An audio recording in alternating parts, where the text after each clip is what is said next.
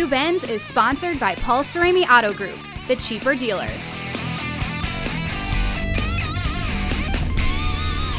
Someday, I think Matt Holliday is going to be in the Cardinals Hall of Fame, Ben. But the question is, will he ever play for the Cardinals again? I'm Benjamin Hochman alongside Ben Frederickson, and we are rolling in a Paul Cerami 2017 Ford Expedition. Looking good, buddy. Looking nice. Got the leather seats, and best thing about Paul Cerami, it's the cheaper dealer, and you have the lifetime maintenance. That's my line. You took my line. You do the lifetime maintenance. Lifetime maintenance. Lifetime maintenance. Paul Cerami, the cheaper dealer.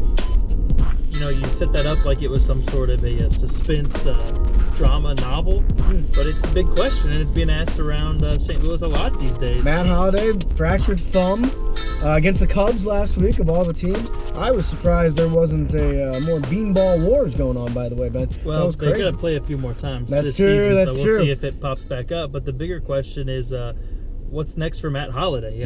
There's no guarantee that he will be back this season. We've seen the Cardinals have hit or miss luck when it comes to rehabbing thumb injuries. In Yadier Molina and Johnny Peralta, they can really slow a guy down. Aledmus Diaz is out right now with a thumb injury. Yeah, another guy who's... What is it with Cardinals and thumbs? I don't know, man. They gotta start wearing thumb shields. I don't think that's a thing. Is that a good look? Is that a thing? I think maybe we should invent them. We might be onto something here. You might be onto something dumb. I'm not participating in any of it. Well, anyway, Matt Holliday, a crucial figure. Sorry, I didn't mean to hurt your feelings with the thumb shield. A crucial member of this Cardinals club, and he's their three-hole hitter. He's their left fielder. He's been a fixture of so many great Cardinal teams. Yeah, man. And now the Cardinals are going to ask themselves. They're coming up to the end of the year, and they're going to have an option to bring him back for $17 million. $17 million, or man. they can part ways with him and give him $1 million, and then he walks. Well, here's the thing: when you look at Matt Holliday this season, his home run total is up, which is exciting and has been for much of the season. His batting average is way down as he has approached at-bats differently. And the Cardinals are a slugging team, and he's been a big part of it this season. But you wonder if, heading into his age 37 year, just how effective he can be long-term. Now, right away we say, oh, what about injuries? Last year he was out with injuries too. Well, I don't know if it counts if you break a hand. That doesn't mean you're injury prone. You know what I mean? Something He's got hit in the hand by a 90-something mile an hour fastball. Yeah, that's not because of his age or anything. Right. That's because his hand was in the way. So what I'm getting at is there's a lot of debates to be had. But then another question, of course, is, okay, let's say you don't bring back Matt Holliday because $17 million is a lot of money. Do you put some of that money into overpaying for Brandon Moss? Well, that's a big question because you have two guys who are similar kind of players. One is younger and is off to a home run pace that's leading the club this season in Brandon Moss. He's a versatile guy. He can play left field. He can play first base.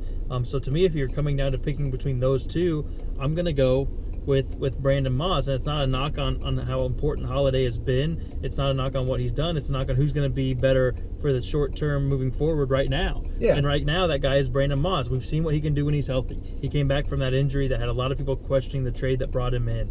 And he's a guy who mashes. He's a guy who strikes out too much, but he knows it. And it's part of what he give up for having the power.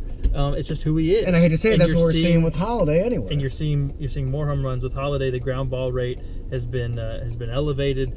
You wonder if he's going to be able to play the kind of first base that would allow him to play there long term moving forward. There's another option though, and I wonder if it's the one the Cardinals end up doing. Holliday could kind of renegotiate his deal so where he comes back for multiple years, maybe on a 2-year deal with less money. Mm-hmm. So maybe it's not $17 million. It's a couple years for less. Right. And if he can be maybe not the number 3 hole hitter every day, maybe not the everyday starter in left field. If he can be maybe more of a platoon guy, a guy coming off the bench, he's still going to have that power and that experience that would make him a valuable addition to the team. Yep. The question would be, would Mike Matheny, after having so much trust in Holliday over the years, be willing to use him in that role? Will they use him in the role he was assigned to be as opposed to the everyday starter? And that would be the question that the Cardinals have to figure out before you bring a guy like that back. If you're deciding between him and Brandon Moss. But as we approach the Cardinals Hall of Fame right here, the reality is someday I think he's going to be in there. I think he's put together a strong resume during his time here in St. Louis, and one day he'll be wearing a red jacket, but will he be wearing the birds and the bat again? That remains to be seen, my friend. A lot of questions. Not enough answers.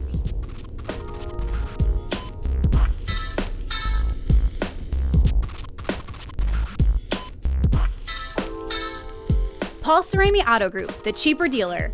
Now exclusively offering lifetime maintenance with every new and pre-owned purchase.